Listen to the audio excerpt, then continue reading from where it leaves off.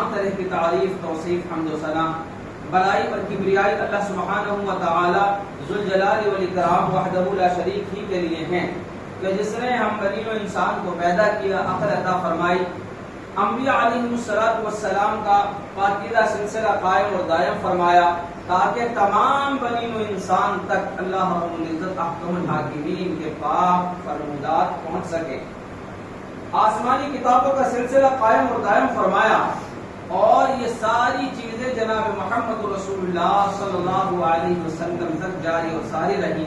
फिर आप पर रब्बुल जलाल अहकमुल हाकिमीन ने दीन को मुकम्मल फरमा दिया और फरमाया कि बस आपके बाद अब कोई और नबी आने वाला नहीं, कलाम मजीद के बाद अब कोई और सहीफा या कुरान ये किताब नाजिल होने वाली नहीं है। क़यामत तक के लिए ये ही उसवे हसना है, यही जिंदगी गुजारने का तरीका है और सारी खैर और भलाइयाँ हमने इसमें लाकर जमा कर दी हैं। सारी कौमों की जो है बुराइयाँ जिनकी वजह से कौमें तबाह और बर्बाद कर दी गई, कलाम मजीद फुरक़ान हमीद में जनाब मोहम्मद रसूलुल्लाह सल्लल्लाहु अलैहि वसल्लम की शरीयत में उनका जिक्र मिलता है। इसलिए ताकि हम बनी इंसान, हम मुसलमान अल्लाह पर ईमान लाने वाले इबरत हासिल कर सके। और ये इबरत ही का मकाम है कि इस्लामी साल का आगाज होने जा रहा है। चंद दिनों के बाद इस्लामी साल यानी मुहर्रमुल हराम की इब्तिदा होगी और इसके ताल्लुक से हाफिज इब्न हजर अस्क़लानी रहमतुल्लाह अलैह ने फ़तहुल बारी के अंदर पूरा वाक़या नक़ल फरमाया है कि जब रबीउल अव्वल के महीने में जनाब मोहम्मद रसूलुल्लाह सल्लल्लाहु अलैहि वसल्लम ने हिजरत की, उसके बावजूद भी 17 हिजरी में हजरत उमर रज़ियल्लाहु तआला अन्हु ने तमाम किबार सहाबा इकराम रिज़वानुल्लाहि अलैहिम अजमईन के साथ बैठकर मुहर्रमुल हराम को पहला महीना क्यों करार दिया। इस्लामी तारीख का पहला महीना, साल तो तय हो गया 17 हिजरी। इस तरीके से अल्लाह के रसूल मोहम्मद अरबी सल्लल्लाहु अलैहि वसल्लम ने जिस साल हिजरत की उसी को गुज़िश्ता जुमा तफसील से बताया गया था। मैं मुख्तसर बात को कंटिन्यू करने के लिए, राब्ते के लिए बयान कर रहा हूँ कि अल्लाह के रसूल मोहम्मद अरबी सल्लल्लाहु अलैहि वसल्लम की हिजरत को ही इस्लामी साल का आगाज तमाम सहाबा इकराम ने मान लिया। और इसलिए भी कि हिजरत के बाद से ही इस्लाम को तक़वियत मिली, जिंदगी मिली। एक मुसलमान आज़ादाना तौर पर रब्बुल जलाल अहकमुल हाकिमीन की रज़ा जोई में इबादत और इसी तरीके से दूसरे तमाम इस्लामी जो है अकायद हैं, मामूलात हैं, इबादत हैं, उन सबको अंजाम दे पाया हिजरत के बाद। इसीलिए उसको नई जिंदगी की शक्ल में जो है इख्तियार कर लिया गया और फिर वहीं से इस्लामी साल का आगाज हुआ। साल तो समझ में आता है लेकिन महीना कौन सा तय किया जाए, इसके ताल्लुक से इमाम बुखारी रहमतुल्लाह अलैह हज़रत उमर रज़ियल्लाहु तआला अन्हु का एक वाक़या नकल फरमाते हैं कि आपके पास एक खत मिला और उसके अंदर लफ्ज़ शाबान लिखा हुआ था और उसके अंदर एक मैसेज था। वो मैसेज आपको मिला, खत मिला।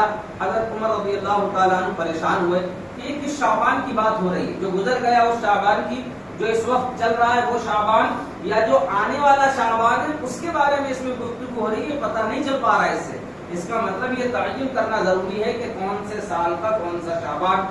लिहाजा फुक़हा की एक जमात को तरतीब दिया गया और उन्होंने हिजरत से जो है इस्लामी कैलेंडर की इब्तिदा की और सहाबा इकराम ने नबी मोहम्मद सल्लल्लाहु अलैहि वसल्लम की नियत का एतबार करते हुए मुहर्रम के महीने को पहला महीना करार दिया। ये गुज़िश्ता जुमे इसके ऊपर तफसील से गुफ्तगू हुई। बतलाने का मकसद ये है उस पूरे वाक़ये से 3 बातों का सबक मिलता है। उस पूरे मामलात से उम्मत मुस्लिमा को लेने वाली चीज जो है वो 3 हैं। इमाम बुखारी रहमतुल्लाह अलैह ने जो बाब बांधा है, जो लेकर आए हैं वो पूरा वाक़या हिजरत का और सहाबा इकराम और उमर रज़ियल्लाहु अन्हु और इसी तरीके से अली रज़ियल्लाहु ताला अन्हु, उस्मान बिन अफ़्फ़ान रज़ियल्लाहु ताला अन्हु कैसे इस मामले को हल कर दिया और इतनी बड़ी चीज एक सिस्टम को लेकर आया, महीनों का हिसाब रखा, कौन सा साल चल रहा है वो रखा, इब्तिदा कहाँ से होगी उसको, जिन बेसिस पर, जिस मेयार पर उनको साल का अव्वल महीना करार दिया गया वो बेस जानने की जरूरत है। इस पूरे वाक़ये के अंदर जो गुज़िश्ता जुमा बयान किया गया था, अभी मुख्तसर भी मैंने तफसीर बयान कर दी, उसमें 3 बातों का सबक मिलता है। पहली बात थी मामलात की तंजीम। चूंकि بڑے بڑے صحابہ اکرام رضوان اللہ علیہم اجمعین نے اللہ کے رسول محمد عربی صلی اللہ علیہ وسلم کی نیت کا اعتبار کیا تھا. جب اس پریشانی کو دور کرنے کے لیے حضرت عمر رضی اللہ تعالیٰ عنہ نے منظم انداز میں کام کیا اور فقہا صحابہ اکرام کو جمع کیا اور ان کو ساری پریشانی بتلائی اور ان سب نے بیٹھ کر منظم انداز میں سب کی رائےوں کو سننے کے بعد ایک رائے کو انتخاب کر لیا اور اس منتخب کرنے کے پیچھے وجہ تھی ہمارے نبی محمد عربی صلی اللہ علیہ وسلم کی نیت. کیونکہ مکہ کے اندر جب مدینہ کا قافلہ آیا تھا اللہ کے رسول سے گفتگو ہوئی تھی تو ہمارے نبی محمد صلی اللہ علیہ وسلم نے نیت کر لی تھی, ارادہ کر لیا تھا کہ اگلے مہینے یعنی محرم کے اندر ہم ہجرت کریں گے. لیکن اللہ کی طرف سے حکم نہیں ملا, اللہ نے اجازت نہیں عطا فرمائی. ہمارے نبی کا ارادہ پختہ تھا. پھر بہرحال ربیع الاول تک کھنچتا گیا معاملہ اور پھر ہجرت کی جیسے تیسے کر کے وہ پورا واقعہ ہجرت کا آپ لوگوں کے سامنے ہے. پڑھتے لکھتے ہیں, بار بار اس کو جو ہے بیان کیا جاتا ہے کہ کتنی مشکلوں اور پریشانیوں کو جو ہے برداشت کرتے ہوئے مسلمان مدینہ پہنچا. تو بہرحال صحابہ اکرام نے ایک ایسے طریقے کو جس کا کوئی سار نہیں تھا, پریشانی کھڑی ہوئی تھی, منظم انداز میں حل کر دیا. اس سے آج امت مسلمہ کو خاص طور پر ہندوستانی مسلمانوں کو سیکھنے کی ضرورت ہے کہ کتنی مار پڑے گی, کتنے پریشان اور زیادہ کیے جائیں گے کہ یہ منظم ہوں گے. ہر طرف مسلمان پریشانی سے دوچار ہے, پٹ رہا ہے, لٹ رہا ہے, چیخ بھی نہیں کر سکتا, چلا بھی نہیں سکتا, مظلوم ہے لیکن اپنے آپ کو مظلوم بتلا نہیں سکتا, ظلم سہ سکتا ہے, آواز اٹھائے تو بھی وہ مظلوم ہی ہے. ظالم نے یہ حالت مسلمانوں کی کر دی اور اس کے پیچھے سب سے بڑی وجہ یہ ہے کہ آج کا مسلمان ہندوستان کا وہ منظم نہیں. اتحاد کو ہم نے کھویا, اپنے ہاتھوں سے پارا پارا کر دیا. مساجدوں کے نام مسلکوں کے اعتبار سے ان کی تختیاں لگا کر علیحدہ علیحدہ کر دی. قبرستانوں کو ہم نے بانٹ لیا, اپنی عبادتوں کو, چال چلن کو, عبادت کرنے کے طریقے کو, پہننے اوڑھنے کو ہم نے بدل لیا.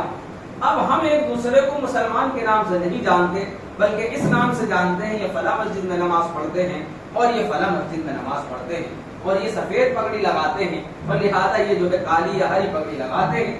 ان اندازوں سے ہم مسلمانوں کو جاننے لگے, بجائے اس کے کہ یہ ہمارے فلاں جگہ کے رہنے والے مسلمان ہیں اور ہم اس جگہ کے رہنے والے مسلمان ہیں اور ہم میں اور ان میں کوئی فرق نہیں ہے سوائے اس کے کہ یہ ہم سے دور رہا کرتے ہیں یا ان کا کھانا پینا الگ ہے, بس باقی تمام چیزیں یکساں تھیں. بڑے بڑے دور تک صحابہ کرام رضوان اللہ علیہم اجمعین نے اسلام کے جھنڈوں کو اور اعلی کلمت اللہ کو بلند کیا. مختلف رنگوں کے, الگ الگ زبان بولنے والے, الگ الگ کھانے پینے پہننے اوڑھنے والے, ان کا ہر ایک شے, ہر ایک چیز الگ, لیکن محبت میں کوئی ذرہ برابر بھی فرق نہیں چھوڑا. اللہ رب العزت نے ایسا قانون نافذ کیا کہ یہ ایک مسلمان دوسرے مسلمان کا بھائی ہے. وہ کالا ہو, پیلا ہو, ناٹا ہو, چھوٹا ہو, بڑا ہو, کسی بھی ذات سے, برادری سے, اونچ نیچ سے کیوں نہ تعلق رکھتا ہو, وہ مسلمان تمہارا بھائی ہے, تمہارے دسترخوان کا ساتھی, تمہارے ساتھ رشتے ناطے کرنے کا حقدار. تمہارے وہ 5 حق جو بیان کیے جاتے ہیں ایک مسلمان کے دوسرے مسلمان پر, وہ 5 حق کسی بھی نسل, رنگ, بو, دیش, ملک سے ہو, وہ بھائی چارہ اللہ رب العزت نے قائم کیا تھا. وہ آج ہم نے خود اپنے آپ سے اس کو توڑ دیا اور اس حد تک توڑا ہے کہ اب گفتگو ہم برداشت نہیں کرتے, رشتے ناطے کرنے سے گریز کرتے ہیں, بچتے ہیں کہ اس مسلمان کے گھر نہیں کرنی کیونکہ ان کا معاملہ الگ ہے, ان کی عبادت کا طریقہ الگ ہے اور یہ جو ہے الگ ذہن کے, الگ فکر کے لوگ ہیں, لہٰذا بیٹی نہیں دینی یا بیٹی کا رشتہ لے کر نہیں جانا. یہ ہم نے توڑا ہے اس کو, اللہ نے اس کو نعمت بنا کر دیا تھا. یہ منظم انداز جو صحابہ اکرام کا یہاں اس پریشانی کو حل کرنے کے لیے دکھ رہا ہے, یہی منظم انداز واپس لانا ہے مسلمانوں کو.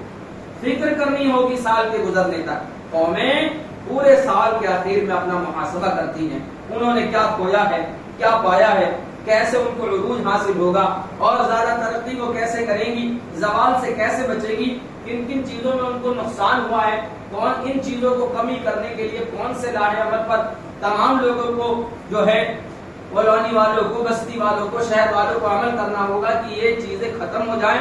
اس کے اوپر غور کرنے کے بجائے ہماری امت کا خاصا بڑا طبقہ سوائے اس چیز کو کہ وہ وقت کے ضیاع میں نمبر 1 قوموں میں آتی ہے. یہ قوم وقت کو ضائع کرنے میں اور اس کو کل کرنے میں نمبر 1 پر ہے. سب سے زیادہ موبائل کا وقت ضائع کرنے میں مستعمل ہونے والے ہاتھ جو ہیں وہ مسلم نوجوانوں کے ہیں. 3 گھنٹے 4 گھنٹے 5 گھنٹے پوری رات آدھا دن سونے میں. پھر اس کے بعد بہت ساری بازیوں کی لت ہم نے اپنے اندر پال رکھی ہے, چاہے وہ کبوتر بازی ہو, وہ پتنگ بازی ہو, وہ پھر اسی طریقے سے دیگر دوسرے گیم. کسی بھی طریقے سے ہمیں قیمتی وقت کو ضائع کرنے سے مطلب ہے. دنیا چاند پر چلی جائے, چندریان 3 جو ہے لانچ ہو رہا ہے, ہوتا جائے, پوری دنیا الگ الگ ترقی کر رہی ہے, کوئی روبوٹک میں, کوئی کہیں, کوئی کسی فیلڈ میں اپنے آپ کو بدلنے کی ہر چندہ کوشش میں جو ہے لگی ہوئی ہے. ہر ایک شخص اپنے آپ میں تبدیلی, ہر ایک قوم اپنے آپ میں تبدیلی چاہتی ہے سوائے مسلمانوں کے, سوائے ہندوستانی مسلمانوں. اب تو عرب کی بھی آنکھیں کھلی ہوئی ہیں. آپ عرب کو جو 20-50 سال پہلے عرب کو جانتے تھے, اب وہ عرب نہیں رہ گئے. آپ جتنے بھی عرب امارات کی کنٹریاں ہیں مختلف جگہوں پر, انہوں نے پریشانی کو سمجھنا شروع کر دیا, اس سے لڑنے کے لیے وہ تیار ہونا شروع ہو گئے. اب وہ بیٹھنے والوں میں سے نہیں, ہر جگہ وہ سمجھنے لگے کہ دنیا کا نظام کیسے کام کرتا ہے. اللہ رب العزت نے کلام مجید میں پہلے ارشاد فرمایا تھا, والذین فینا جاہدوا فینا لنہدینہم سبلنا, اور وہ لوگ جو کوشش کرتے ہیں جس راہ میں بھی, اللہ ان کے لیے وہ راہ آسان فرما دیتا ہے. وَأَن لَيْسَ لِلْإِنسَانِ إِلَّا مَا سَعَىٰ, انسان کے لیے وہی کچھ ہے جس کی وہ کوشش کرتا ہے. آج ہم مسلمان جو ہندوستان میں ہیں کوشش کے میدان میں پیچھے ہیں, امتحانوں میں پیچھے, تجارت میں پیچھے, اسی طریقے سے دیگر دوسرے جتنے بھی فنی میدان ہیں, علمی میدان ہیں, ان سب میں ہمارا جو فیصد بنتا ہے وہ 0.0 کر کے کچھ. باقی دوسرے کاموں میں ہم اول ہیں. ہم اس کو بدلنے کی کوشش نہیں کرتے. اور دیکھیے کلام مجید میں اللہ رب العزت نے صاف گفتگو فرمائی ہے, ان اللہ لا یغیر ما بقوم حتی یغیروا ما بانفسہم. اللہ اس قوم کی حالت بدلتا ہی نہیں جس قوم کو خود اپنی حالت کے بدلنے کا خیال نہیں ہوتا. وہ قوم کبھی بدل نہیں سکتی جو خود اپنے آپ میں تبدیلی پیدا کرنے کی کوشش شروع نہ کر دے. اور یہ کوشش ایک یونٹ بھر سے کام نہیں آتی ہے, پورے معاشرے لگتے ہیں, کئی سوسائٹیاں لگتی ہیں, اور عقل مند لوگ جو فکر رکھتے ہیں قوم کی, ملت کی, وہ سب مل کر اس کام میں ہاتھ بٹائیں کہ کون سی بڑی بڑی پریشانیاں ہیں ہمارے ملک میں, ہمارے شہر میں, ہمارے گلی اور محلے میں, اور ان کو رفع کرنے کے لیے ہم کیسے منظم انداز میں کام کر سکتے ہیں. یہ تنظیم اللہ رب العزت نے عطا فرمائی, اور اسلام کی ساری عبادتیں آپ دیکھ لیں اس منظم انداز سے خالی نہیں. یہ اتنی زیادہ با اثر اور پر انداز طور پر ہوتی تھی پہلے کہ آپ جانیں کہ بڑے بڑے جو عقل مند لوگ ہیں, جو ساہتیہ کار ہیں, آپ دیکھیں 50 سال پہلے کی کتابوں میں کبیر کو دیکھیں, اسی سے ملتے جتنے دوسرے مشہور رائٹروں کو دیکھیں, وہ نماز کی تشریح کیسے بیان کرتے ہیں کہ ایسا منظم انداز کہ ایک آدمی آگے کھڑا ہے, اس نے اللہ اکبر کہا, سارے ایک ہی حکم کے ساتھ جھک کر. ایسا نظام جو سیکھا جائے. دوسری ملٹریوں نے اس کو اپنایا کہ بھئی ورڈ چاہیے, ایکشن کو بدلنے کے لیے الفاظ چاہیے, اور وہ الفاظ دوسرے الفاظ سے علیحدہ ہو, پتا ہو اس الفاظ کے بعد کون سا ایکشن ہوگا, سب اسی ایکشن میں جھک جائے. اللہ نے کب دے دیا؟ 1400 سال پہلے یہ انداز دے دیا. کوئی آگے نہ پیچھے, نہ اوپر نہ نیچے, کچھ نہیں. اللہ اکبر, وہ سب رکوع میں, پوری خلقت رکوع میں, اللہ کا حکم سب کھڑے میں. یہ نظام ہے اللہ کا بنایا ہوا نظام. اسی نظام کے قاتل ہیں ہم لوگ, قتل کرنے والے, توڑ دینے والے, اس کو نہ ماننے والے, اور اسی بگڑی ہوئے حالات میں اپنے آپ کو اور زیادہ بگاڑنے والے ہم مسلمان ہی ہیں. کوئی باہر سے مسیحا نہیں آنے والا جو ہمیں سدھارے گا, ہماری غلطیوں کو بار بار بتلاوے گا, بلکہ ہمیں ہی شروعات کرنی ہے. اور یہ شروعات نیک نیت کے ساتھ ہوتی ہے. یہ شروعات اللہ رب العزت احکم الحاکمین کے آگے سب کچھ رکھ دینے کے بعد سے ہوتی ہے. لیکن ہمارا سماج جس طریقے سے زندگی گزار رہا ہے, تو پہلا سبق تو اس سے تنظیم کا معاملہ ہے، منظم انداز میں کام کو انجام دینا ہے، اور یہ جب تک ہم نہیں سیکھیں گے تب تک جو ہے ہم ترقی کی راہ پر گامزن نہیں ہو سکتے۔ اسی طریقے سے جو ہے اللہ رب العزت احکم الحاکمین نے کلام مجید میں کچھ چیزیں بیان کی ہیں، کچھ آیتیں ہیں جس کا تعلق سیدھا اس انتظام سے ہوتا ہے۔ ہم سوچتے ہیں آپ کریں گے، کل کریں گے، پرسوں کریں گے، چلو ہماری زندگی تو گزر رہی ہے یا ہمیشہ نہیں رہنا ہے، لیکن اگر تھوڑے وقت کے لیے بھی ہم کہیں ٹھہریں تو ہمارا کام ہوتا ہے اس جگہ کی دیکھ ریکھ، صفائی ستھرائی، اس کو بہتر انداز میں انجام دے۔ تو یہ دنیا تو اللہ کے رسول نے فرمایا آتنا فی الدنیا حسنہ، دنیا میں بھلائی عطا فرما، دنیا کی دیکھ ریکھ کرنا ہے۔ اگرچہ یہ ہمارے لیے مستقل آرام گاہ نہیں ہے، مسافر خانہ ہے، جتنی بھی مثالیں دے دی جائیں کم ہے، وہ سب ہے، لیکن جس جگہ بھی ہم اٹھ بیٹھ رہے ہیں اس کو بہتر بنانا ہمارا بڑی فرض ہے۔ اللہ رب العزت نے کلام مجید میں ارشاد فرمایا حتی اذا جاء احدکم الموت قال رب ارجعون لعلی اعمل صالحا فیما ترکت، اور جب حتی اذا جاء احدکم الموت، جب تم میں سے کسی کے پاس موت آپ پہنچتی ہے، موت کا فرشتہ حاضر ہو جاتا ہے، قال رب ارجعون، تب وہ گہار لگاتا ہے اللہ مجھے واپس جانے کی ایک مہلت دے دیجیے، کیوں؟ لعلی اعمل صالحا فیما ترکت، اللہ انشاءاللہ کاش اب میں جب دوبارہ دنیا میں جاؤں گا تو نیکی کے انبار لگا دوں، نیک اعمال کروں گا، نہیں اب تو دیکھ لیا نا موت کو میں نے، لیکن دوبارہ کسی کو موقع ملتا ہے؟ کسی قوم کو دوبارہ اللہ تعالیٰ موقع نہیں عطا فرماتا۔ ایک بات جب زوال پہ آتی ہے قوم تو اس کی ترقی کی راہیں بآسانی نہیں کھلتی، پھر تو قربانیاں ہوتی ہیں، اور ان قربانیوں کے بعد کہیں جا کے رب ذوالجلال احکم الحاکمین خوش ہوتے ہیں۔ ہم تو قرآن والے ہیں نا، یہ تو ایسی قوم ہے کہ جس کے پاس ترقی کی ہر راہ موجود ہے، ایک راہ نہیں، راہیں موجود ہیں، جس راہ کو بھی مسلمان پکڑ لے گئے تو وہ ترقی کی راہ پر گامزن ہو جائے۔ کلام مجید اتنی راہیں بیان فرماتا ہے، لیکن نہیں، ہمیں ان راہوں سے کوئی لینا دینا نہیں، ہم تو اپنا وقت گزار رہے ہیں کہ جب وقت گزر جائے گا، موت آئے، کاش کہ ہم نے یہ کیا ہوتا، کاش ہم یہ کر لیتے اپنی زندگی کے اندر، ہائے اب تو بوڑھے ہو گئے، اب تو مرنے لگے، اللہ دوبارہ بھیجتے، پھر دیکھ کس انداز میں ہم اسلام کی خدمت کرتے ہیں، کیسے ہم اپنے آپ کو بہتر بناتے ہیں۔ تو بہتر بنانا انتہائی ضروری ہے، اور آج ہماری حالات کے ذمہ دار ہم خود ہیں، تو لہذا دوبارہ موقع نہیں ملتا۔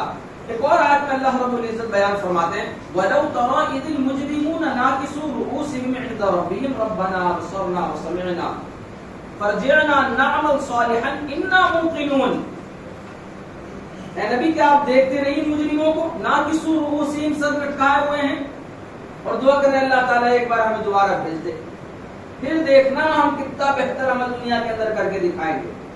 اب ہم نے سن لیا آپ کی بات، اے ہمارے پروردگار، ہم نے سن لیا، جان لیا، انا موقنون، اب ہمیں یقین آ گیا بھائی، اب تو ہم بالکل سچے پکے ایمان والے، اب بھیج اللہ تعالیٰ دوبارہ دنیا میں، پھر دیکھ ہمارا عمل، دوبارہ بھیجیں گے اللہ تعالیٰ۔ کلا، اس طریقے سے الفاظ آ رہے، پہلی آیت میں بھی اور دوسری میں بھی منع ہے، اب نہیں، تو وقت گزر گیا، تو اس گزرنے والے وقت سے پہلے اگر ہم حرکت میں آ جاتے ہیں تب تو کامیابی ہمارے لیے، ورنہ کامیابی نہیں ہے۔ اور یہ کامیابی جبھی ملے گی جب ہم اپنے وقت کو صحیح طور پر منظم انداز میں جو ہے استعمال کریں گے۔ اسی طریقے سے آگے چلیں تو اس واقعے سے، جس میں تاریخ، اسلامی کیلنڈر کی ابتدا ہوتی ہے، اس ٹکڑے کے اندر، اس واقعے میں جو نصیحت کی بات ہے دوسری، وہ یہ ہے غلبہ اسلام کی طرف۔ کیوں ہجرت کو رکھا؟ عثمان رضی اللہ تعالیٰ عنہ نے، حضرت علی رضی اللہ تعالیٰ عنہ نے، دیگر بڑے صحابہ نے کیوں ہجرت کو رکھا؟ پیدائش کو کیوں نہیں رکھا؟ نبی کی پیدائش کو سال کا آغاز رکھ سکتے تھے، انتقال کو رکھ سکتے تھے، بعثت کو رکھ سکتے تھے، جب نبی غار حرا کے اندر فرشتہ آیا اور نبی بنایا گیا، انہوں نے کہا نہیں، ہجرت کو رکھو، اس کے اندر ایک مقصد، ہجرت سے ہی اسلام کی ابتدا صحیح معنوں میں ترقی ہوئی۔ وہ 10 سال تو امتحان تھا، کھڑا چکی میں پس رہے تھے، مارے جا رہے تھے، پیٹے جا رہے تھے، نماز پڑھنے نہیں دیا جا رہا، اللہ کا کلمہ نہیں لینے دیا جا رہا، گھروں میں انگلیاں کر کر کے یہ وہ ہیں جو بدعقیدہ لوگ ہیں، یہ وہ ہیں جو اللہ ہمارے معبودوں کو جھوٹا کہتے ہیں، اور یہ ہے ان کا ایک ہی خدا ہے۔ بتاؤ ان کا خدا کیسا ہے کہ ایک ہی خدا ہے، دکھائی نہیں دیتا ہے، اور بتاؤ مرنے کے بعد دوبارہ اٹھائے گا، کیسے اٹھائے گا بھائی؟ آج بھی یہ سوال کر دیجیے، جتنے بھی ناستک ہیں جو خدا میں نہیں مانتے، قدرت کو مانتے، وہ کیا کہتے ہیں دوبارہ کیسے اٹھائے گا؟ جب ایک آدمی ختم ہو گیا، مر گیا، اس کی ہڈی بچی، تو دوبارہ کس پر عذاب ہوگا؟ روح پر عذاب ہوگا کہ جسم پر ہوگا؟ جسم تو ہے نہیں، اور روح پر عذاب ہوتا نہیں۔ یہ سوال ان کو آج بھی پریشان کر رہا ہے، اس وقت بھی یہی کرتے تھے۔ تو ہجرت کو رکھنے کا کیا مقصد ہے؟ اس لیے کیونکہ غلبہ اسلام کی طرف صحابہ اکرام میں موجود تھی، اسلام غالب آ جائے، ہر طرف اسلام کی بات ہو، اسلام کو کیسے دوسروں تک پہنچا دیں، اس کی دو بڑی وجہ ہیں۔ ایک وجہ تو یہ ہے جس خیر اور بھلائی سے مرنے کے بعد ہم دو چار ہوں گے انشاءاللہ، یہ کہیں قطعی بھی جو ہے ممکن نہیں ہے کہ ایک انسان کو خیر مل رہی وہ دوسرے تک نہ پہنچائے۔ بھائی مجھے کسی چیز سے فائدہ ہو رہا ہے تو میں کیا کروں گا؟ میرے اچھے ہونے کی علامت یہ کہ 10 لوگوں کو بتاؤں گا بھائی یہ چیز اچھی ہے، اس کو لو، اس کو نہ لینا، یہ خیر کا معاملہ ہے۔ اور پھر اللہ نے ذمہ داری دے رکھی ہو، خیر امت کہہ رکھا ہو، اسلام کو پہنچانے کے لیے ذمہ دار بنا رکھا ہو، تمام امتوں میں وسط امت کا لقب اور خیر امت کا لقب ہم حاصل کیا کرو، ٹائٹل لگا ہو ہمارے سینوں پر، اور اس کے باوجود بھی خود ہم اسلام سے خالی ہوں، خود ہمیں اپنی ذمہ داری کا احساس نہ ہو، تو ایسی صورت میں تو پھر سوائے زوال کے کچھ نہیں آ سکتا۔ تو غلبہ اسلام کی تڑپ اتنی تھی صحابہ اکرام کے اندر موجود کہ انہوں نے مدینہ میں آنے ہجرت کے وقت کو ہی جو ہے پہلا مہینہ ماہ محرم سے جو ہے اسلامی کیلنڈر کی ابتدا کی۔ اس طریقے سے جو ہے غلبہ اسلام کو مد نظر رکھ کر اسلامی تاریخ کی تشکیل کی گئی۔ گویا کہ صحابہ اکرام کے ہر خواہش پر اللہ کی خواہش غالب تھی، ان کے نفس، مال، قوم، ان سب کی فکر پر غلبہ اسلام کی فکر غالب تھی۔ اور جب آج ہم مسلمانوں کا جائزہ لیتے ہیں، دین و اسلام پر ہمارا نفس کس طریقے سے غالب ہے، ہماری خواہشات نفس غالب ہے، کتنے افسوس کی بات ہے کہ جن چیزوں میں ہلاکت مضمر ہے وہ آج ہوا پرستی اور نفس پرستی کی شکار ہو، جس میں نبی محمد صلی اللہ علیہ وسلم نے کھلا بیان کیا ہے کہ یہ چیزیں ہلاکت والی ہیں۔ آج ہم اپنے خواہش کے غلام ہیں، اپنی مرضی کے علاوہ کچھ نہیں کرتے ہیں۔ یہاں صحابہ اکراموں نے اپنی خواہشیں باہر رکھی ہیں، ماں نے اپنے بیٹے قربان کر دیے، ہجرت ہو رہی ہے، ام سلمہ کا واقعہ مشہور ہے کہ نہیں، گود سے چھین لیا بچے کو، کہا کوئی بات نہیں، اب نیت کر لی ہے، ارادہ کر لیا اللہ کی طرف، تو بچہ جا رہا ہے، چلا جائے، جان جا رہی ہے چلی جائے، ہجرت نہیں چھوڑیں گے، تبدیلی کو نہیں چھوڑیں گے، اس دین کو نہیں چھوڑیں گے، آج سب کچھ چھوڑ دیں گے، اپنی مرضی کو نہیں چھوڑیں گے۔ اس حد تک نفس پر دنیاوی خواہشات کا غلبہ ہے کہ اسلام ہم غالب کرنے کی سوچ بھی نہیں سکتے۔ جہاں ہمارے خواہش نفس سے ٹکراتی ہیں چیزیں، ہماری انا سے، ہمارے جبر سے، ہمارے غصے سے جو بھی چیز ٹکراتی ہے، قرآن کی آیت ہو، وہ حدیث ہو، وہ اسلام ہو، اسلام کی تعلیمات ہو، ہم پھٹ سے اپنے غصے کو اوپر کر لیتے ہیں۔ ایسا لگتا ہے جیسے جنت جہنم کی ہم ہی سیر کر کے آئے ہوئے کہ ہمیں وہاں ڈالا جائے گا۔ اس کی چند مثالیں میں دوں آپ کو۔ اللہ کے رسول محمد عربی صلی اللہ علیہ وسلم نے واضح طور پر ارشاد فرمایا کہ کن چیزوں کے اندر ہلاکت کو مضمر رکھا ہے، پوشیدہ کر رکھا ہے۔ غلبہ اسلام کی تڑپ آج ہمارے اندر موجود ہے، یا تڑپ ہے ہمیں خواہشات نفسانی کو مکمل کرنے کی۔ حضرت انس رضی اللہ تعالیٰ عنہ سے حدیث مروی ہے، ہمارے نبی کا فرمان ہے، ثلاث مہلکات، 3 معاملے اور کام ایسے ہیں جو ہلاکت کے سبب ہیں، ہلاکت ان کا جو مقدر ہے، جو بھی ان 3 کاموں کو کرے گا وہ ہلاک ہو جانے والا ہے۔ اور ان کاموں کو دیکھ لیجیے، ہمارے نبی صلی اللہ علیہ وسلم نے ارشاد فرمایا، فَأَمَّا الْمُهْلِكَاتُ، اور جہاں تک رہی بات ہلاک کر دینے والی چیزوں کی، تو نمبر 1 پر ہے فَشُحٌ مُطَاعٌ، ایسی لالچ، ایسی حرص جس کی پیروی کی جائے، جس کو پورا کیا جائے. طمع تو سب میں ہوتی ہے, لالچ سب کے اندر عنصر رکھا ہے اللہ تعالیٰ نے. لیکن کوئی انسان پاگل ہو جائے, خواہش نفس پہ ہی اپنا سب کچھ لٹانے کو تیار ہو, ایسی لالچ, ایسی ہوس پیدا ہو جائے کہ نہیں جی ہر قیمت پر, ہر وقت, ہر ممکن حالت پر یہ چیز ہمیں چاہیے. ہم پیسے کو کہیں سے بھی کسی بھی طریقے سے اندر کرنا چاہتے ہیں اور 1 روپیہ بھی اللہ کی راہ میں خرچ نہ کرنا چاہتے, اتنے لالچی ہو جائے. عربی زبان کا لفظ ہے فشح مطاع, کہتے ہیں مال سمیٹنے کی شدید حرص اور خرچ کرنے میں انتہائی کنجوسی سے کام لینا, اسی کو فشح مطاع کہتے ہیں. سب سے پہلے اس کو ذکر کیا گیا ہے. لالچ وہ لالچ کہ جس کو پورا کرنے کے لیے انسان تن من دھن لگا دے اپنا. حضرت جابر رضی اللہ تعالیٰ عنہ کا بیان ہے, ہمارے نبی نے فرمایا واتقوا الشح, اور دیکھو لالچ سے بچو, فإن الشح أهلك من كان قبلكم, اور یہ لالچ ہی ہے جس کی وجہ سے تم سے پہلے کے لوگ تباہ اور برباد کر دیے گئے. لالچ نے انہیں کنجوسی کا حکم دیا تو انہوں نے کنجوسی کی, لالچ نے انہیں گناہ کا حکم دیا تو انہوں نے گناہ کیے. ایک تو نفس کی پیروی ہے, ایک انسان کا نفس اتنا لالچی ہو جائے, حریص ہو جائے مال کے لیے یا دنیا میں طاقت کے لیے یا جگہ کے لیے, اب وہ لالچی ہو گیا, اب جیسا نفس کہہ رہا ہے ویسا وہ کر رہا ہے, حریص ہو گیا بالکل, کیسے بھی آئے مال آئے, بس گناہ پر آمادہ کیا. لوگوں نے وراثتوں میں بہنوں کو حصہ دینے سے منع کر دیا. لالچ نے وہ گناہ کروائے مسلمانوں سے کہ جن مسلمانوں کی مثال یہ دی جاتی تھی کہ نبی محمد نے بھائی چارہ قائم کیا, اپنی جائیداد اسی بات پر آدھی آدھی کر دی. 1-2 مکان ایک تم رکھ لو بھائی, ایک میرے پاس, چونکہ ہم دونوں بھائی بھائی. پڑوسیوں کے وہ حقوق بیان فرمائے کہ لگا کہ کہیں ایسا نہ ہو کہ اللہ کے رسول پڑوسیوں کو وراثت میں حصے کا اعلان نہ کر دیں. اتنا صحابہ گھبرا گئے.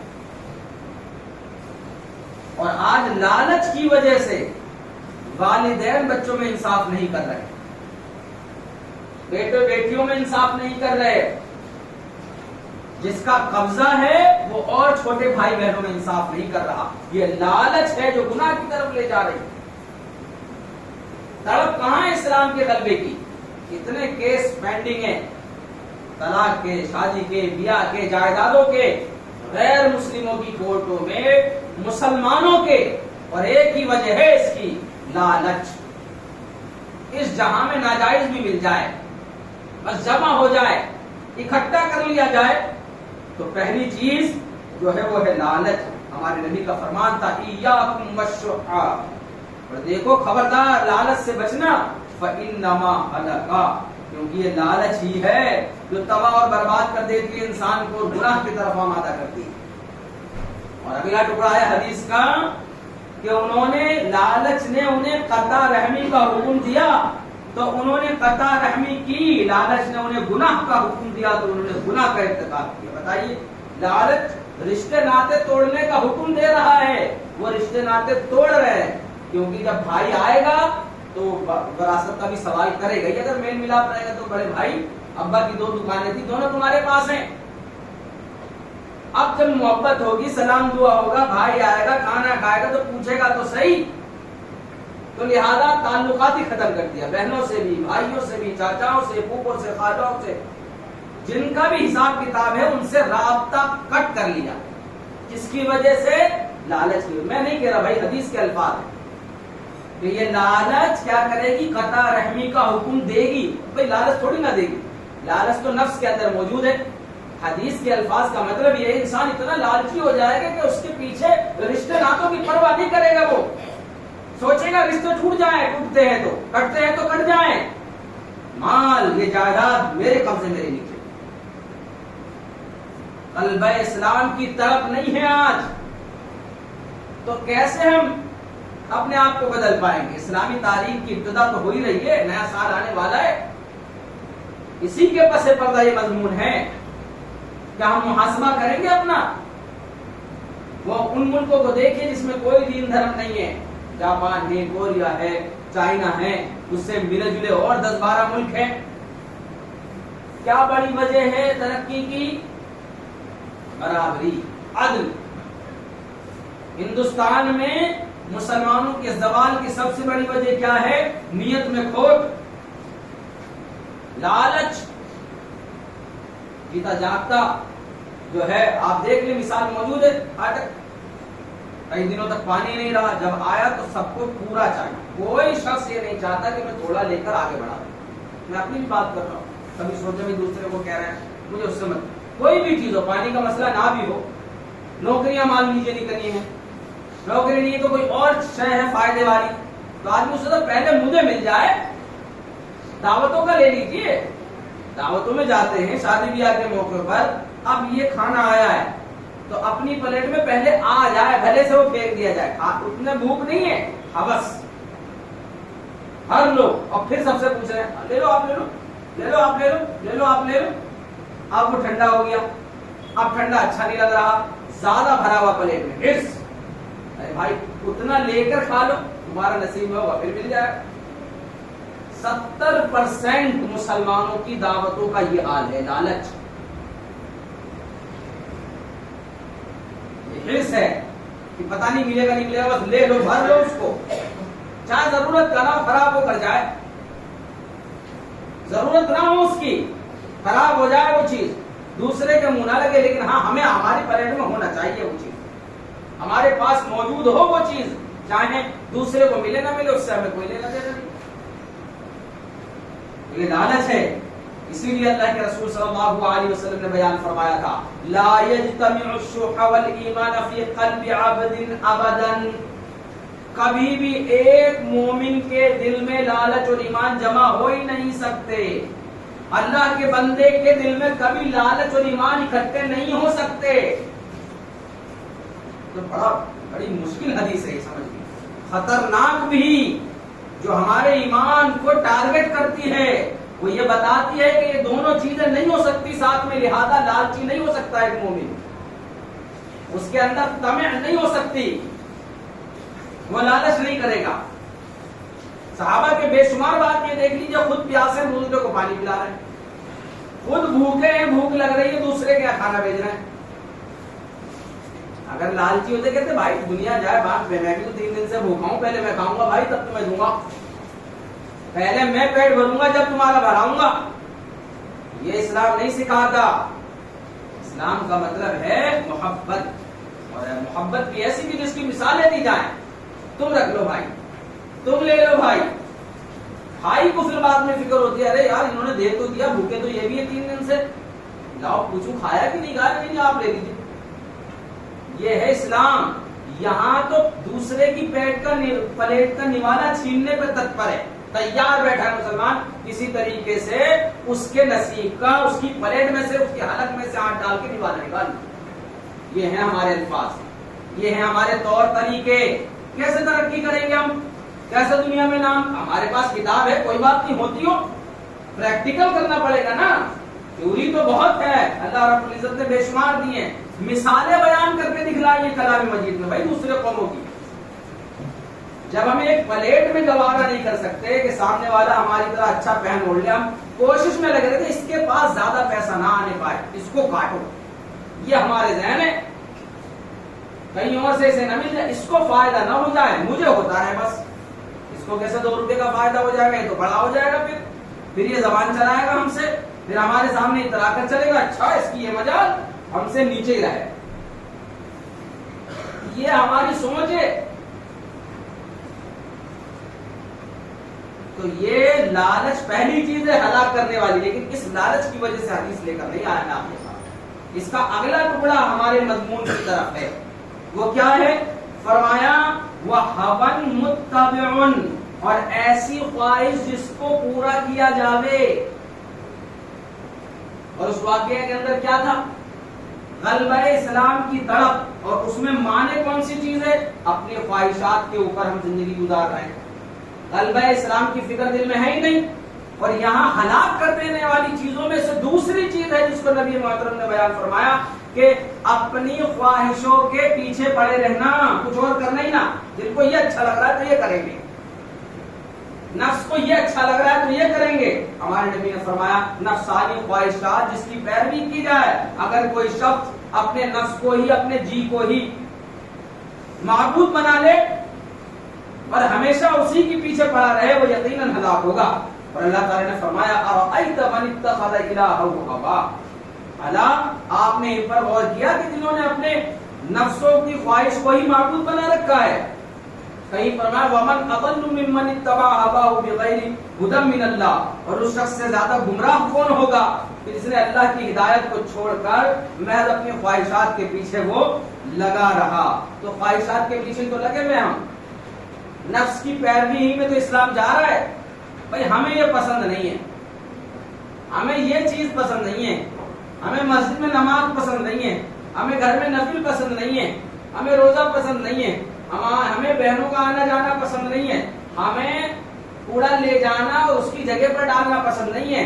ہم تو اوپر سے ہی پھینکیں گے، گلی کے نکڑ پر ہی رکھیں گے اس کو، چاہے وہ پورے سے پوری گلی بھر جائے، ہمیں پسند ہی نہیں ہے. ہم کام کرنا، ہم بہتر بننا پسند نہیں ہے ہمیں. کیوں؟ کیونکہ ہمارے دل کو اچھا نہیں لگ رہا. بس وہ لاکھ اخلاق کی چیز ہو، لاکھ اس پہ تنبیہ کی جا رہی ہو، اس کو بتلایا جا رہا ہو، اس کو سکھلایا جا رہا ہو، لیکن چونکہ ہمارے دل ہمارے نفس پر وہ فٹ نہیں بیٹھ رہی، لہٰذا ہم نہیں کریں گے. آپ ہمارا کچھ بھی کر لو، ہم بدلیں گے نہیں. تو جب انسان خود بدلنا نہیں چاہتا اور اللہ بدلنے پر آتے تو پھر بڑے سخت طریقے سے بدلتے ہیں. یہ ایسا ہی ہے جیسے ایک ڈائی ہو اور اس میں آٹے یا بہت ملائم سافٹ چیز کو آپ بآسانی ڈال دیں، کوئی پریشانی نہیں، وہ ڈل جائے گی اس سانچے میں. اور وہی چیز سخت ہو، ہارڈ ہو تو پھر ہتھوڑی ملے چھینی ملے آپ کو تو سانچے میں ڈالنا ہے. اب بھائی نرم ہے تو بآسانی اس سانچے میں فٹ ہو جائے گی، اور اگر وہ شے ہارڈ ہے، لوہا ہے یا اس کے مثل کوئی چیز ہے تو پھر تو ہتھوڑے لگیں گے اس پہ، آگ میں بھی جلایا جائے گا، پھر وہ چھینی سے کوٹا بھی جائے گا، وہ فٹ تو جب بھی ہوگا. تو جب اللہ رب العزت حکم الحاکمین اسے سانچے میں لائیں گے تو وہ سانچے میں لانا بڑا سخت ترین ہوگا. چیخے پکار مچ جائے گی ہر طرف اور اپنے آپ لوگ سانچے میں آتے چلے جائیں گے. نماز سے دور تھے لوگ، اللہ لاک ڈاؤن لے کر آئے، ترس گئے لوگ مسجدوں کو، لڑنے لگے اماموں اور مؤذنوں سے کہ دروازہ کھولو کھلواؤ، ہمیں مسجد میں نماز پڑھنی. وہ لوگ جنہوں نے مسجدوں کو دیکھا نہیں تھا. اللہ جب لاتا ہے تو ایسے لاتا ہے، یہ اللہ کی شان ہے. تو بچو اس بات سے کہ اللہ خود ہمیں ہتھوڑے مار مار کر سیدھا کر دے یا غائب ہی کر دے، دوسرے مسلمان لے آئے. اس سے بہتر ہے کہ اپنے نفس کی خواہشات کی پیروی نہ کرو. صحابہ اکرام کی جماعت بھی، بعد میں علماء اکرام بھی، ان کے شاگردان رشید بھی پتہ ہے کیا کرتے تھے؟ اگر نفس کو بار بار کوئی چیز اچھی لگ رہی ہے تو زیادہ استعمال نہیں کرتے. حالانکہ کر سکتا ہے انسان، کوئی گناہ نہیں ملے گا، لیکن وہ اس بات کا عادی بناتے تھے. اچھا آج گوشت کا دل کر رہا ہے، نہیں کھائیں گے، تو بڑا ہے نا، اللہ کی مانیں گے ٹھیک، گوشت کھانا حلال سب کچھ ہے، آج نہیں کھائیں گے کب کھا لیں گے؟ آج تیرا زیادہ دل کر رہا ہے نا، آج تجھے مارنا ہے، آج زیادہ نیند آ رہی ہے، اچھا آج ہی نہیں سوئیں گے، آج تہجد بھی پڑھیں گے، فجر کی نماز بھی پڑھیں گے، آج ہی نہیں سونے کے، تجھے زیادہ آرام کی پڑی ہے. وہ کبھی بھی نفس کو جیتنے نہیں دیتے تھے. کنہی حدیثوں کی وجہ سے تو کہ نفس کی بے جا پیروی، بس جو دل میں آیا وہ کر رہے ہیں، جو دل میں آیا وہ کھایا، جیسا دل میں آیا رہے، جو منہ میں آیا بول دیا، جیسا چاہا پہن لیا. بینڈ ہی نہیں ہوتا نفس، اور بچے سے ہم اس کو تیار نہیں کرتے. آج آپ کسی بچے کو بیٹا بیٹھ جاؤ، وہ بیٹھے گئی، اس نے سیکھا ہی نہیں اس چیز کو کہ نفس مارا کیسے جاتا ہے. اس نے تو کہا پاپا یہ چاہیے، یہ لو بیٹا، بابا وہ چاہیے، یہ لو بیٹا، بابا یہ نہیں کرنا، اچھا بیٹا مت کرو، بابا یہاں کھڑے ہونا کھڑے ہو جاؤ، یہاں بیٹھنا بیٹھ جاؤ. جو اس کے دل میں آیا ہم نے ہاں کر دیا، بس کبھی یہ نہیں کہا بیٹا آج یہ نہیں کر سکتے. کیوں بابا؟ بس نہیں کر سکتے، آپ کا دل کر رہا ہے کل کر لیں گے، آج چھوڑو اس کو، جانا تو کون سا اتنا ضروری امر ہے. اب بچوں کو لگے گا ہر چیز تو پوری ہوتی ہے، یہ کیوں نہیں، یہ تو بڑی آسان ہے، بس یہاں جا کے یہی تو لانا، یہ رہے پیسے میرے ہاتھ میں. کہا نہیں بیٹا آج رہنا تو اس کو، آج نہ کرو اس کو، دل کر رہا ہے نا بہت، ہاں کل کھائیں گے، کل کھیلیں گے اس کھیل کو، کل جائیں گے وہاں، آج نہیں جائیں گے. آج دل کر رہا ہے نا آپ کا، کل پھر چلے جائیں گے، کون سا گزر جائے گا. سیکھو بچے سے، ارے ہاں یار یہ ضروری نہیں ہے، ہر چیز جس کو دل آمادہ ہو کرنے کے لیے وہ ضروری نہیں ہے. کون سکھائے گا؟ یہ حدیث رسول سکھا رہی. تو لہذا تیسری شے آ رہی ہے جو قوموں کو ہلاک کر دیتی ہے اور اس کے بعد بات مکمل ہو جائے گی، خود پسندی میں مبتلا ہونا، یہ بھی قوموں کو تباہ و برباد کر دیتی ہے۔ اور یہ تینوں چیزیں ہمارے اندر موجود نہیں ہیں، ہم خود پسندی میں اتنے مبتلا ہیں۔ دیکھیے کہاں سے تباہی اور بربادی کی ابتدا ہوتی ہے۔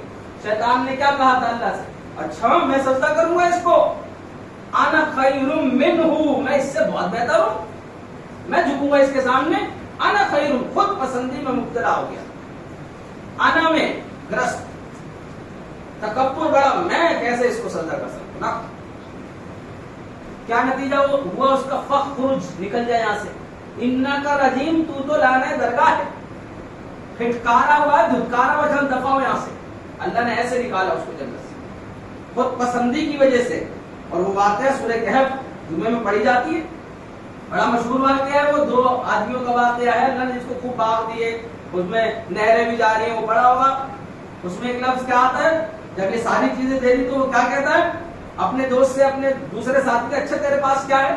میرے پاس انا اکثر منک مالا واعز نفرا، بہت مال ہے میرے پاس، بہت لوگ ہیں، بڑی تعداد ہے، اعز نفرا، بہت اولادیں، نوکر چاکر سب ہیں، تیرے پاس کیا ہے؟ یہ خود پسندی تھی کہ اللہ نے کہا اچھا، اگلے ہی پل سب غائب۔ آج ہم سے زیادہ خود پسندی میں کوئی نہیں، ہم سمجھتے ہیں کہ ہم اشارہ کریں گے پوری دنیا سن لے گی ہماری بات اور سب بدل جائے گا، ایسا نہیں ہونے کا ہے۔ اس خود پسندی سے باہر نکلیے۔ دنیا کیسے کام کرتی ہے، کن طریقوں پر چلتی ہے؟ اللہ تعالیٰ اپنی سنت کو تبدیل نہیں کرتا، لا تبدیل لسنت اللہ، اللہ اپنی سنت کو تبدیل نہیں کرتا۔ جس طریقے سے دنیا میں ترقی ہوگی وہ طریقہ اللہ تبدیل نہیں کرتا، وہ طریقہ وہی ہے۔ یہودی چلیں گے تب بھی، عیسائی چلیں گے تب بھی، نان مسلم چلے گا تب بھی، اور مسلمان چلیں گے تب بھی۔ اسی لیے اللہ نے پہلے نماز روزے حج زکات فرض نہیں کیے، فرمایا اقرأ بسم ربک الذی خلق، غور و فکر اور پڑھانے کی بات کی اللہ نے۔ ہم اسی میدان میں پیچھے سب سے، کیونکہ پڑھائی تکبر کو توڑ دیتی ہے، پڑھائی بتاتی ہے ہم کیا ہیں، ہم کہاں کیا ہیں۔ آدمی کو یہ نہیں پتا ہم کہاں اور کیا ہیں، تو ایسے میں پھر تکبر ہی آئے گا، ہوا پرستی آئے گی، پتہ ہی نہیں کہ اللہ کی طرف جھکنے کا معنی کیا ہے، مفہوم کیا ہے۔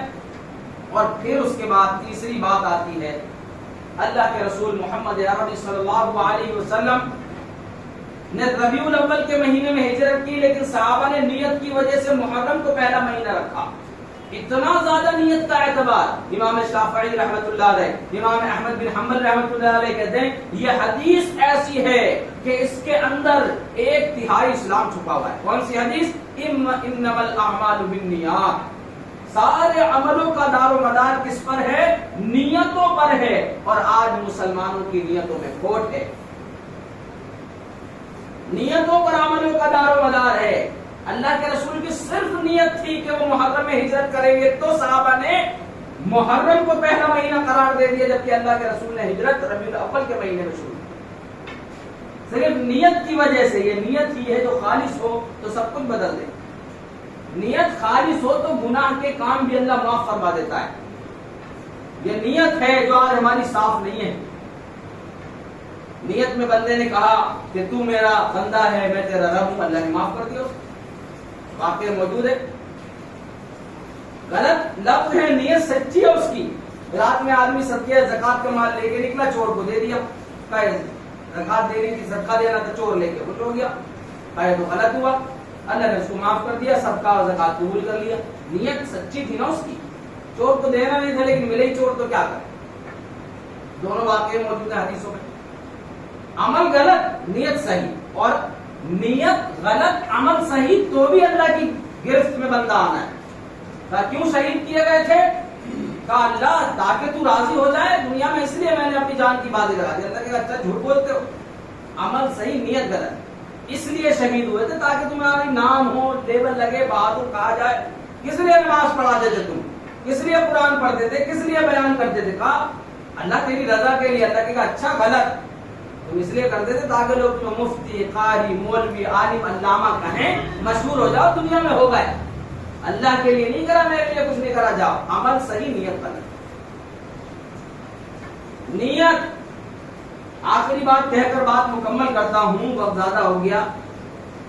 امام بخاری رحمۃ اللہ علیہ بڑے مشہور حدیث میں امیر المومنین کہا جاتا ہے، ان کے پاس کچھ مال آیا بیچنے کے لیے، تاجر شام میں آئے، دام لگایا، وہ دیکھتے رہے سنتے رہے، کسی سے کوئی وعدہ نہیں کیا، تاجر چلے گئے۔ صبح ہوئی، دوسرا تاجر آیا، اس نے 10,000 درہم اس سامان کی قیمت لگائی۔ امام بخاری رحمۃ اللہ علیہ نے اس کو نہیں دیا، فرمایا میں نے رات میں کچھ تاجر آئے تھے اور انہوں نے اس کی قیمت 5,000 درہم لگائی تھی، کم، آدھی۔ میں نے ان سے کچھ نہیں کہا تھا، لیکن اپنے دل میں نے نیت کر لی تھی کہ فلاں شخص کو میں مال بیچ دوں گا، اور میں نہیں چاہتا، حدیث کے الفاظ ہیں، کہ میری نیت ٹوٹے، جھوٹی ہو، یہ میں پسند نہیں کرتا، اس لیے میں اسی شخص کو دوں گا مال جس کو میں نے رات میں نیت کر لی تھی۔ حالانکہ اس سے کوئی وعدہ نہیں ہوا، اس کو ریٹ نہیں بتایا، کچھ نہیں کرا، بس امام بخاری نے اپنے دل میں نیت کر لی تھی کہ فلاں شخص کو مال بیچوں گا، تو لہٰذا تمہارے 10,000 درہم نہیں چاہیے، 5,000 درہم میں ہی بیچوں گا مال، جس کا نیت کی تھی، کیونکہ میں پسند نہیں کرتا، لا احب ان انقض بنیتی، میں چاہتا نہیں ہوں کہ میری نیت پارا پارا ہو جائے، نیت سالم رہے، اور یہاں تو نیت کا معاملہ ہی نہیں۔ تو بہرحال بات لمبی ہو گئی، پھر آئے گی محرم کے تعلق سے، اب چونکہ 25 تاریخ ہو گئی ہے، اگلا جو خطبہ ہوگا وہ محرم میں ہوگا، تو اس کی فضیلت وغیرہ روزے کی آئے گی اور پورا بیان آئے گا۔ اللہ سے دعا ہے ہم سب کو صحیح معنوں میں دین اسلام پر چلنے کی توفیق عطا فرمائے، آمین وآخر دعوانا الحمدللہ۔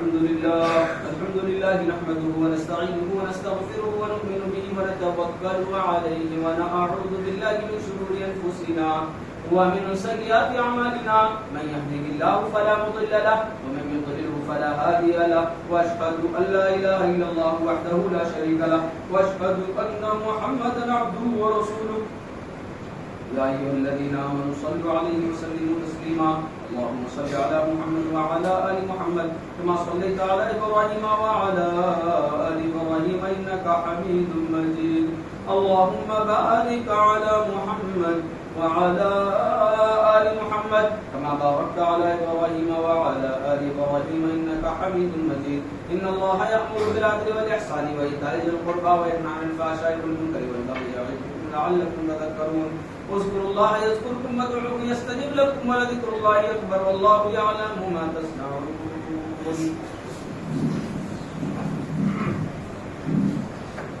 الله أكبر الله أكبر، أشهد أن لا إله إلا الله، أشهد أن محمدا رسول الله، حي على الصلاة حي على الفلاح، قد قامت الصلاة قد قامت الصلاة، الله أكبر الله أكبر، لا إله إلا الله۔ برابر والے ساتھی کے ساتھ کندھے سے کندھا ملا لیں تاکہ سفر درست ہو جائے۔ اللہ اکبر۔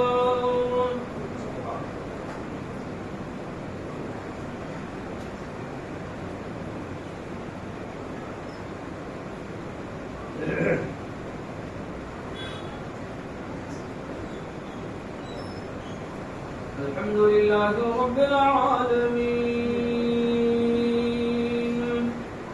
الرحمن الرحيم مالك يوم الدين إياك نعبد وإياك نستعين اهدنا الصراط المستقيم صراط الذين أنعمت عليهم غير المغضوب عليهم ولا الضالين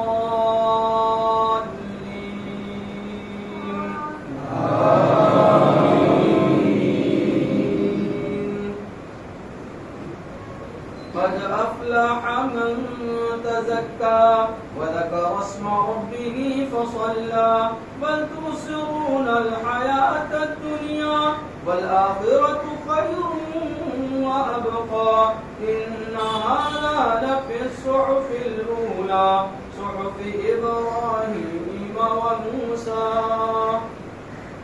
الله أكبر.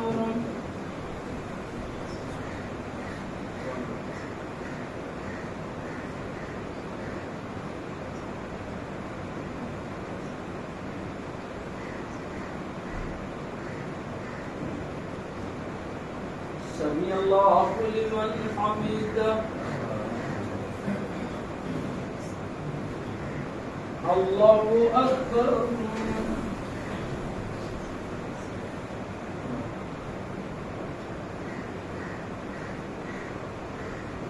الله أكبر.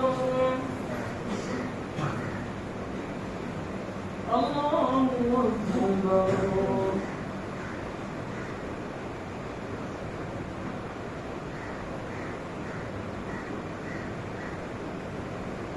الله أكبر.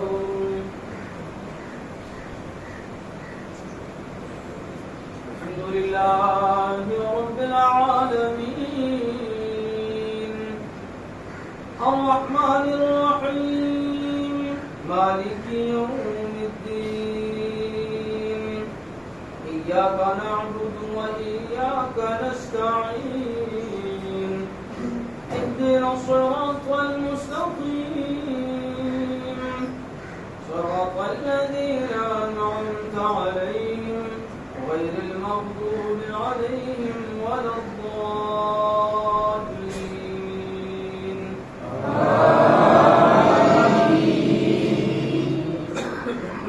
أفلا ينظرون إلى الإبل كيف خلقت وإلى السماء كيف رفعت وإلى الجبال كيف نصبت وإلى الأرض كيف سطحت فذكر إنما أنت مذكر لست عليهم بمسيطر إلا من تولى وكفر فيعذبه الله العذاب الأكبر إن إلينا إيابهم ثم إن علينا حسابهم.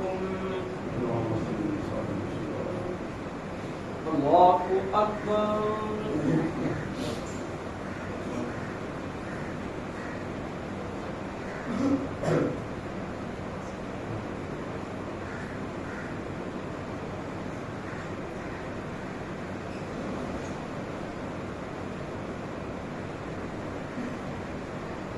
سمع الله لمن حمده.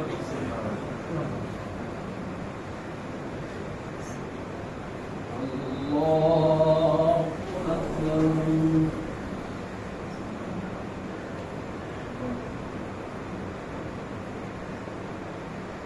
الله أكبر. الله أكبر.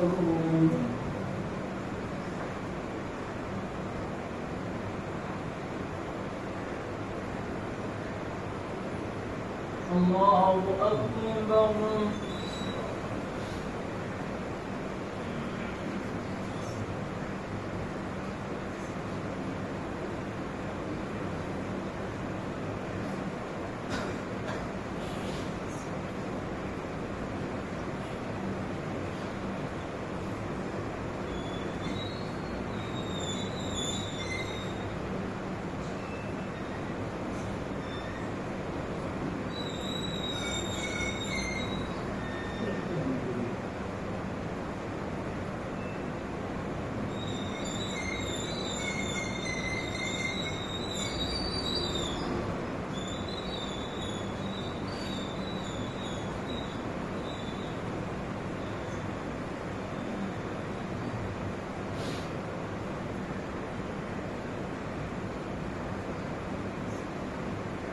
السلام عليكم ورحمة الله. السلام عليكم ورحمة الله.